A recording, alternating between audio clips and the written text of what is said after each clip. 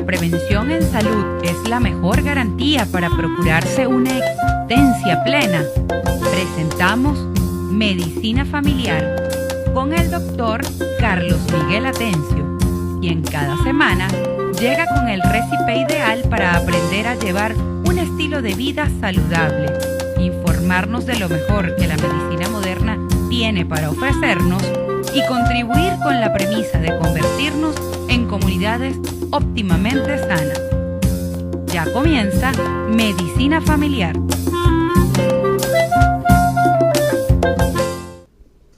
Un saludo para todos, sean bienvenidos a este su espacio Medicina Familiar, un espacio dedicado a la salud y el bienestar que llega a ustedes gracias a una cortesía de la Fundación Medicina Familiar a través de la www.radiocomunidad.org.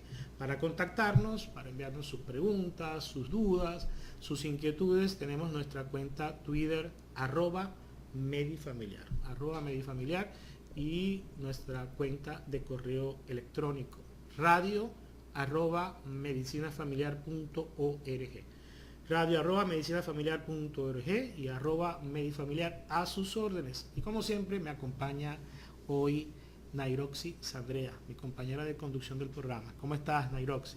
Bien, ¿y tú, Carlos? Feliz y contenta de encontrarme acá contigo y con todos esos radioescuchas. Sí, y además nos pueden también ver a través de YouTube. Tenemos nuestros videos en YouTube, ¿sabías, Nairoxi? Claro que sí. Para compartir con todos. Ya sé, me han contado que por allí algunos pacientes ya te han enviado algunas preguntas y has podido contactarlos en la sala de espera. Sí, etcétera. ya tenemos por allí las preguntitas de nuestros pacientes. Muy bien, preguntas a tu médico de familia. Ese es el tema que vamos a desarrollar en el programa de hoy, pero la alegría, Nairoxi, forma parte de la vida, es importante. La diversión. La diversión y la música siempre pues nos ayuda a elevar nuestro espíritu y en este caso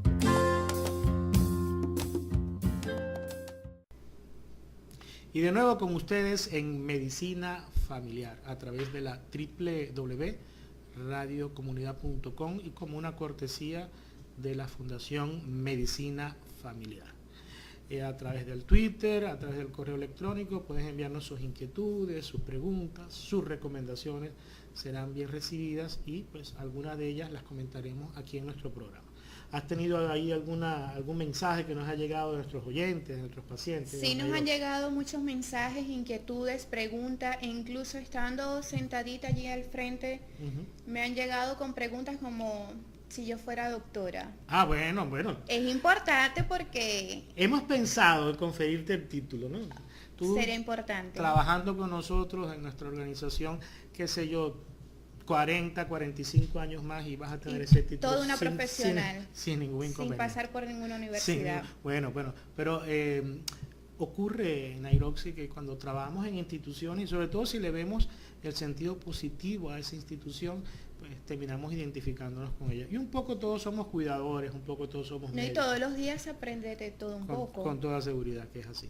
Bueno, doctor, una de las preguntas que fueron más frecuentes y que es con más interés para las personas es sobre a qué edad es más propensa la persona de sufrir diabetes.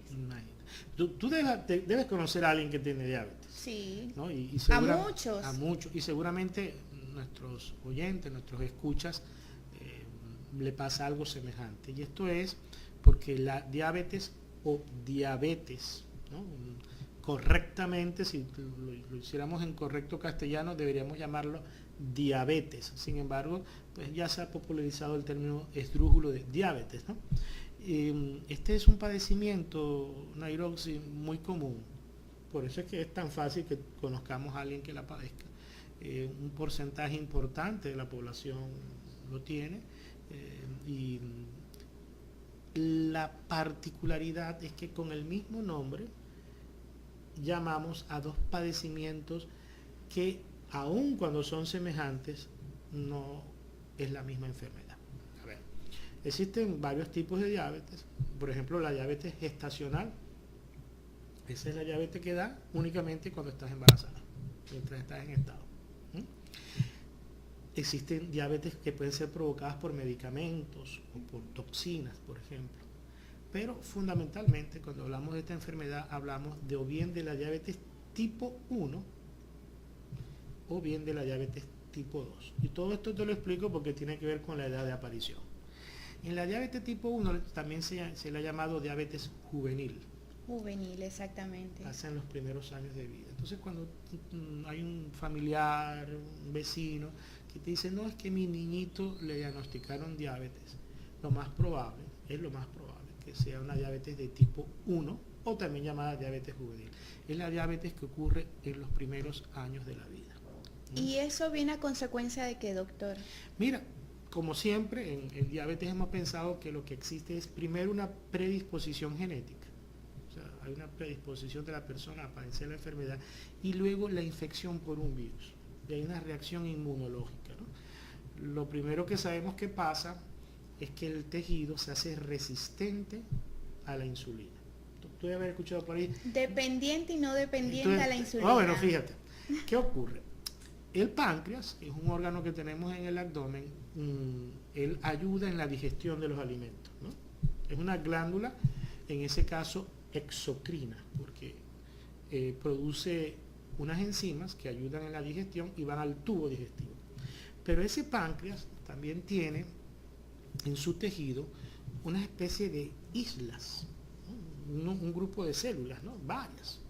Y esas células se les conoce con el nombre de islote de Langerhans. Islote porque pareciera que fueran como unas islitas en medio de... Alguien diría como unos lunares. Imagínate un perrito dálmata con las manchas, bueno, algo así, ¿no? Se ven las islas, ¿no? Y esas islas, esos islotes de Langerhans, y el nombre de Langerhans es porque fue el primero que pudo describirlas, ¿no? Producen una sustancia que no va al tubo digestivo, sino va al torrente sanguíneo.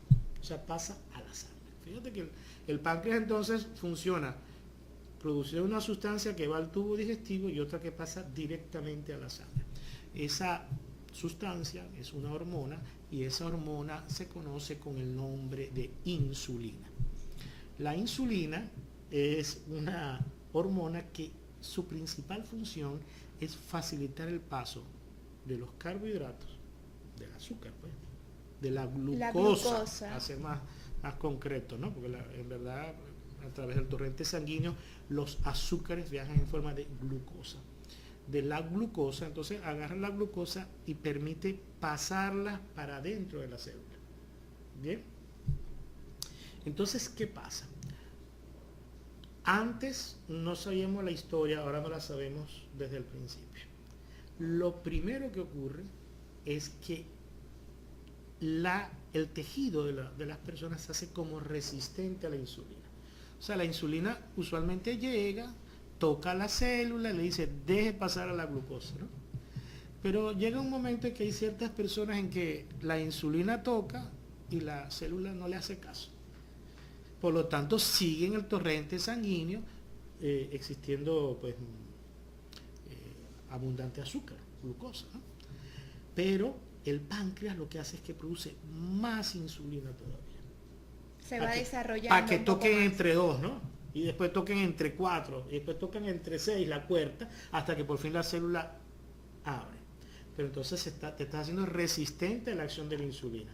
Por supuesto, al entrar el azúcar adentro de la célula, la persona tiene el azúcar normal.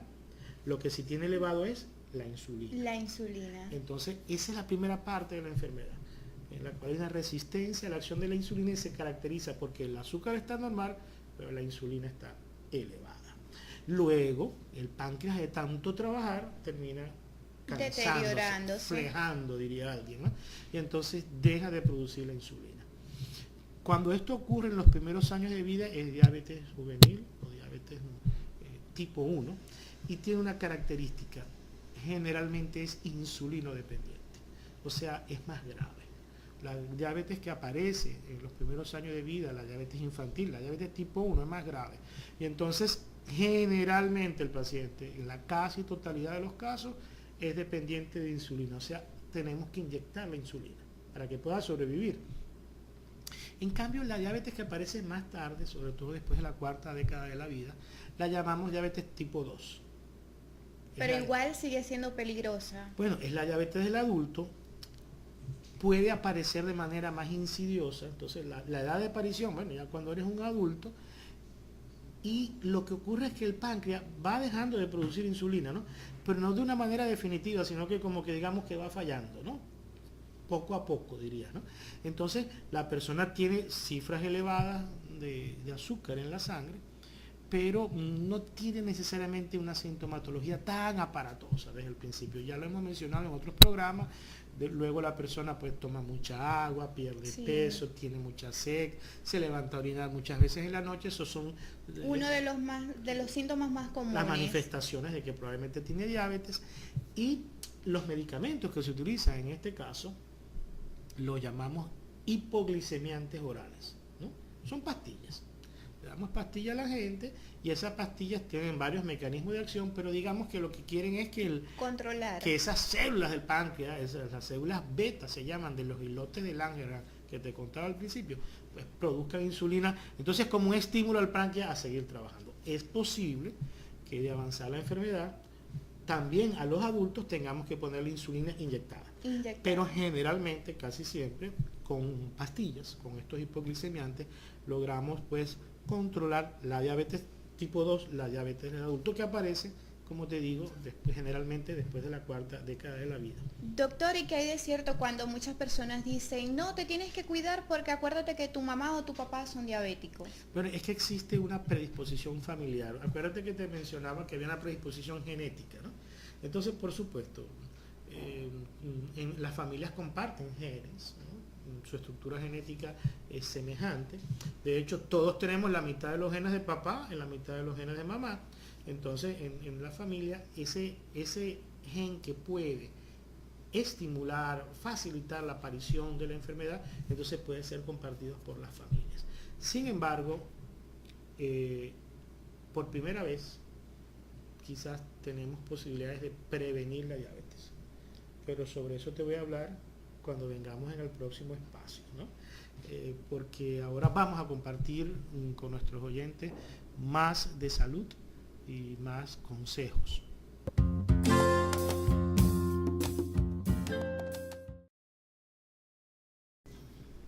Estamos de vuelta en tu programa Medicina Familiar a través de la www.radiocomunidad.com. En el bloque anterior, Carlos, habíamos quedado pendiente sobre el tema de la diabetes. ¿Cuáles serían sus prevenciones?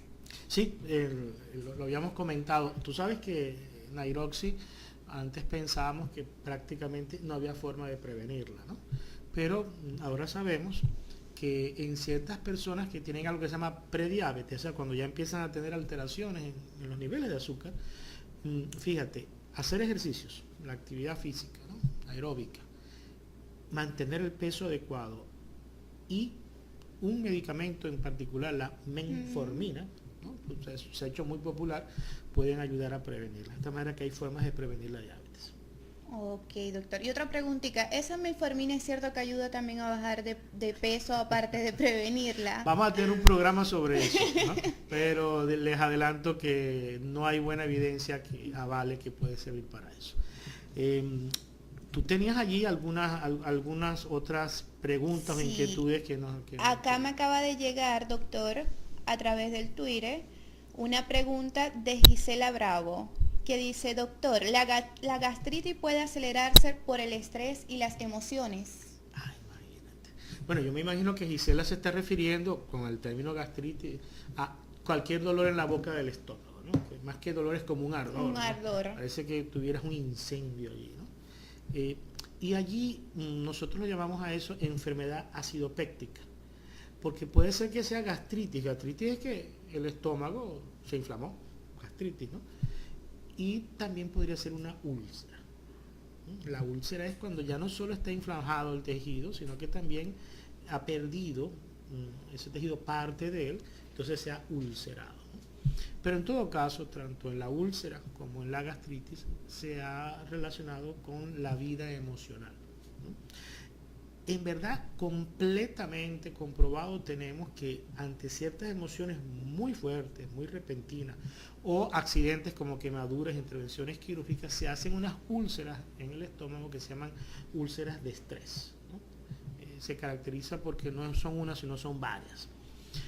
Y por otra parte, también se ha relacionado que este padecimiento, digamos, que tiende a ser crónico, en el cual la persona durante años padece de este tipo de dolores en la boca del estómago, que popularmente llamamos gastritis, puede estar relacionado también, sin duda, con la forma en que ese ser humano maneja las emociones y, por supuesto, los cambios. Al hablar de los cambios, estoy hablando del estrés.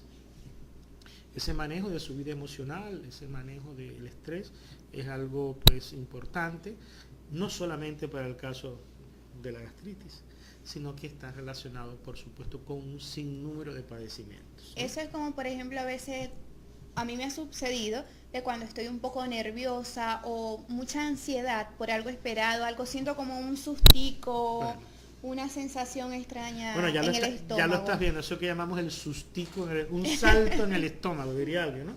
Te está diciendo que cuando nos emocionamos, cuando tenemos una situación de ansiedad, lo que hacemos es, eso se refleja en todo nuestro organismo. Nuestro organismo interpreta que hay una amenaza. Nuestro organismo interpreta que algo malo está por suceder. Esa ansiedad, ese miedo que tenemos, el organismo lo interpreta y se generan neurotransmisores que ocurre cuando estamos bajo peligro. Entonces fíjate qué significa si constantemente estamos ansiosos, nuestro cuerpo está sintiendo que está bajo peligro todo el tiempo con los efectos indeseables que eso trae consigo. Ese sustico en el estómago, ese salto que te da, nos está diciendo algo. Sí. Todo el organismo se ve afectado, pero parece que uno de los que se afectan más es nuestra parte digestiva, porque fíjate que en situaciones como esta ya está sintiendo una molestia y algunos llegan a sentir dolor. En ese caso sería lo que ya llamamos gastritis. Y ahora cuéntanos, Nairoxi, además de esto, ¿habrá alguna otra participación de nuestros pacientes? Me contaron por allí, porque tú sabes, ¿no? Siempre llega alguien a contarnos que estuviste, Un pajarito. que estuviste rondando por la sala de espera. Sí, estaba atrapando a los pacientes que estaban en la sala de espera, esperando su consulta con el médico familiar, y aproveché la oportunidad para hacerle su pregunta o que ellos nos dijeran alguna inquietud o alguna duda que tuviera. ¿Y tienes alguna intervención de ellos para compartir? Sí, tenemos una intervención de ellas. Bueno, vamos a verlo. Seguimos buscando a nuestros pacientes para que nos digan cuáles son sus preguntas, su duda o su inquietud que ellos le quieran realizar a su médico de familia. En esta oportunidad nos encontramos con Marisol Pérez. Ok, Marisol, dime, ¿qué pregunta le harías a tu médico de familia? Muy buenas tardes a todos. Bueno, nos encontramos acá igual que yo, como los pacientes que están allí en la sala de espera. Nos gustaría saber que el médico familiar nos explique ante la situación que estamos viviendo, de lo que es rumores que se escuchan, de la chikungunya, Chikungunya, difícil de pronunciar para muchos. Sí, y del ébola, para así nosotros saber cuáles son las medidas que debemos de tomar en estos momentos. Sí, en realidad es el boom del momento para todos los venezolanos e incluso para el país entero. Vamos a continuar con nuestro espacio de medicina familiar, donde le vamos a estar aclarando a todas esas dudas, vamos a estar dando respuesta con nuestro médico de familia y todas las inquietudes que tengan nuestros pacientes. Gracias. Allí tuvimos a nuestra entrevistada Marisol Pérez con su inquietud sobre un tema que está muy, como quien dice, de moda, doctora, Sí, el claro. chikungunya. Sí. ¿Qué nos puede decir usted sobre ese tema y aclararle esas dudas que ella tiene? Bueno, actualmente hay algún nivel de inquietud, ¿no? Por lo cercano de los casos y porque ella está presente en Venezuela, ¿no? Este virus que tiene ese nombre tan particular, ¿no? Y complicado. Ajá, bueno, pero como suena, ya todos sabemos de qué se trata, ¿no? Que es la chikungunya, ¿no? Si así es el nombre, ¿cómo será la enfermedad? Bueno, mira, muy molesta, por cierto, ¿no? Pero una forma de hablar sobre la chikungunya es recordar a otro padecimiento también causado por virus que nos ha acompañado durante algún tiempo y se trata del dengue, ¿no? El dengue sí, ya para nosotros pues forma parte de nuestra cotidianidad. Bueno, ambos los ocasiona un virus y ambos son transmitidos por el mismo vector. El vector llamamos en medicina a el vehículo en el que se monta el causante de la enfermedad, en este caso el virus, para llegarle al paciente, para llegarle al enfermo, ¿no? En este caso el vector es un mosquito. Los mosquitos. Los mosquitos, específicamente de un género que es el género Aedes. Y en nuestro caso, ese Aedes tiene apellido, se llama Aedes aegypti. O sea que un buen nombre, te lo recomiendo para tu primera niña, sería Chikungunya Aedes aegypti. Fenomenal. ¿Me explico?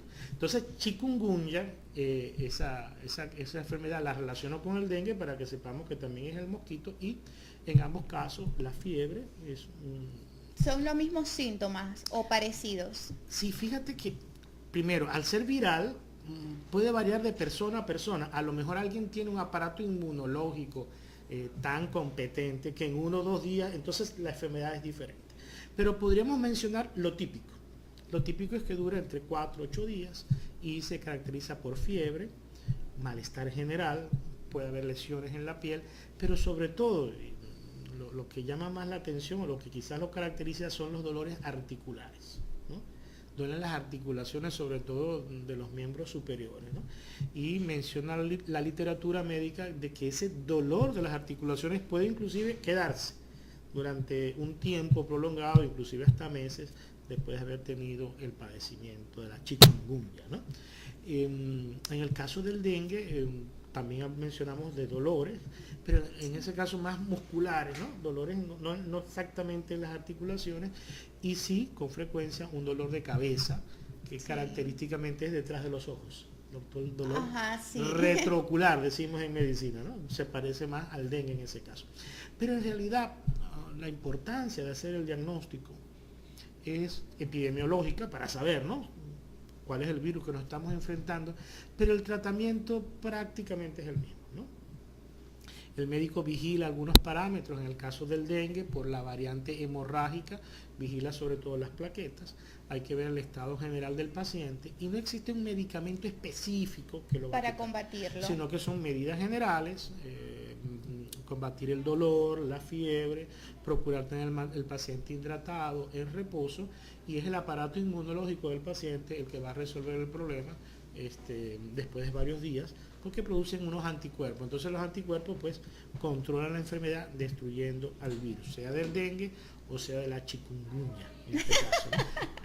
Cualquiera de los dos pues al fin y al cabo es una enfermedad viral, y esta es su manera de comportarse. Tal vez aquí lo más importante va a ser la consulta precoz con el médico y establecer el diagnóstico. Establecer un diagnóstico. Porque podría tratarse de otra cosa que también cursa con fiebre, con este tipo de dolores, y sin embargo sea un padecimiento más severo.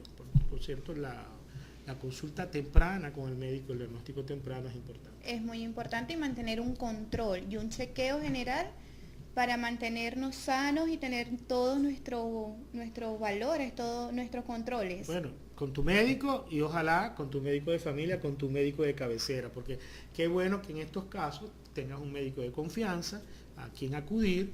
Y no ese solo médico, tú, sino todo el núcleo familiar. Claro, claro, entonces va la mamá, lleva al muchacho y de una vez le chequean la atención. Es una de las cualidades, es una de las ventajas que queremos promover desde acá al tener tu médico de familia, al estar inscrito en un servicio de medicina familiar, ya que la familia es lo más importante. Seguro que sí, y mantener la salud, por supuesto, es algo primordial en el caso de las familias. Un mensaje que compartimos con nuestros oyentes, y hemos compartido con nuestros oyentes consejos diversos, pero también compartimos con nuestros oyentes ánimo, entusiasmo y alegría.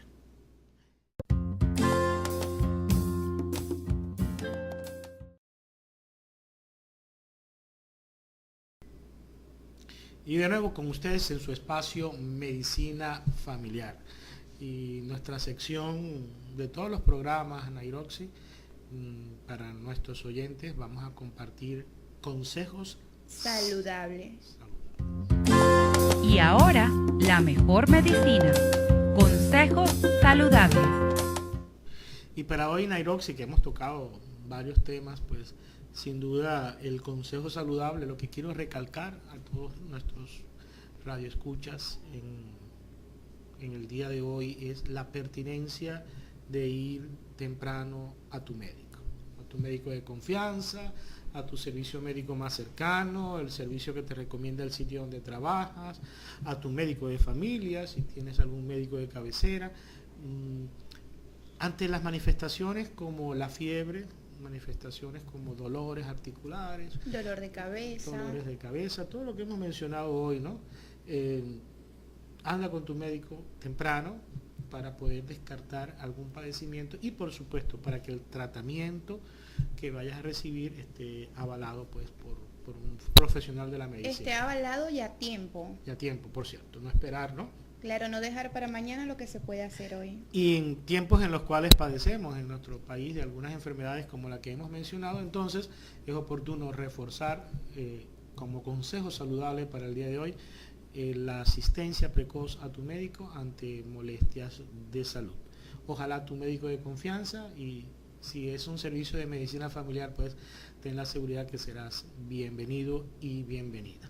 Con esto finalizamos nuestro programa de hoy, Nairoxi. Así es, agradecida con todo nuestro radio escucha. Esperamos que esta información sea de gran ayuda y les sirva bastante. Claro, Nairoxi, y gracias a ti por acompañarnos, ¿no? Gracias a ti por apoyarnos en la realización de este espacio.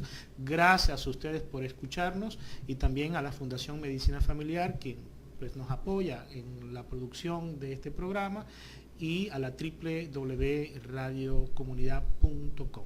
Carlos Miguel Atencio, Nairoxis Andrea, y para todos ustedes les deseamos salud y bienestar.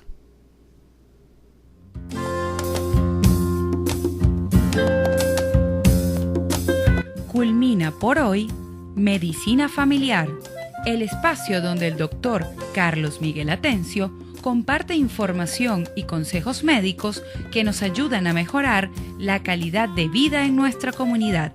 Este programa es producido por la Fundación Medicina Familiar y estará de vuelta todos los jueves de 6 a 7 de la noche por radiocomunidad.com desde el Centro Comunitario de Caracas.